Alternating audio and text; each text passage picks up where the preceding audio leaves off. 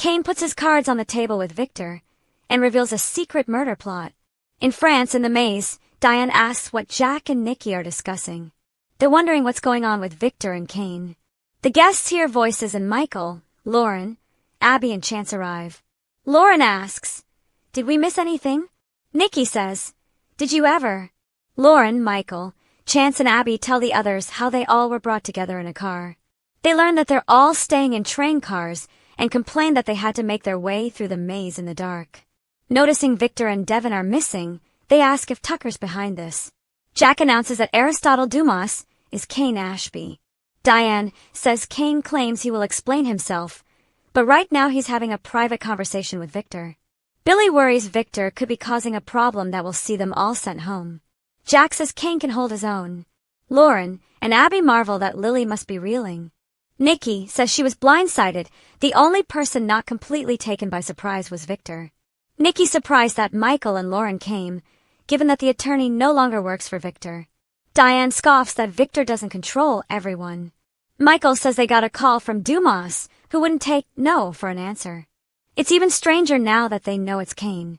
Nikki wonders what he wants with the two of them, and Chance. This could be the most curious development of all. Devin wants Lily to leave. In the train car, Devin doesn't want Lily sticking around to spend more time with Kane. He's lied to her. Lily rants about him leading a double life and also lying to the kids. Devin and Damien assure her she couldn't have known.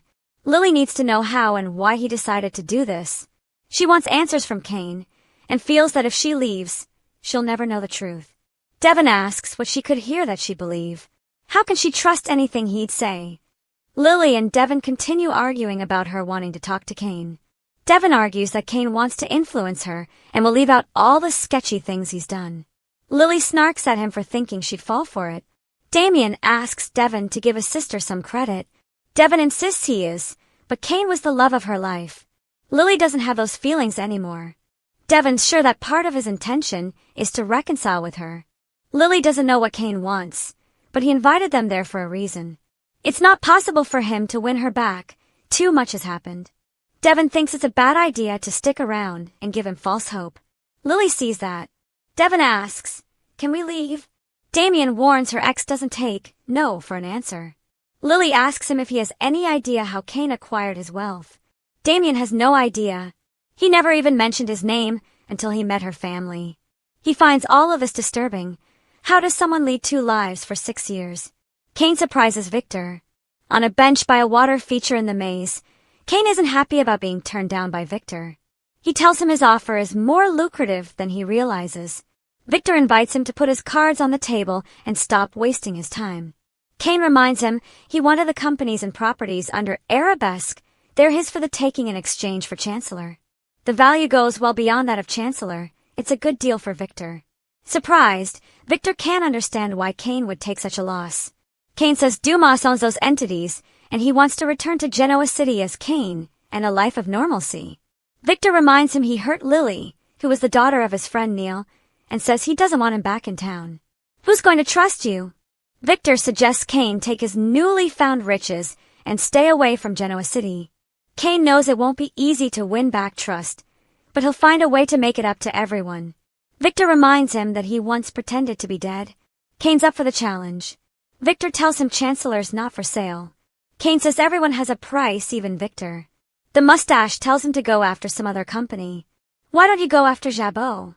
If he did that, he'd have his support. Kane chuckles. It's nice to see some things haven't changed in Genoa City. He tells Victor that Jack wouldn't sell his family company and he won't be pursuing Jabot. What he wants is Chancellor. Name your price and I'll pay it. Victor intones that Chancellor's not for sale. Ain't gonna happen. End of conversation. With that, he walks away. Kane smirks to himself. Okay. In the maze, Chance and Abby talk about Dom feeling better.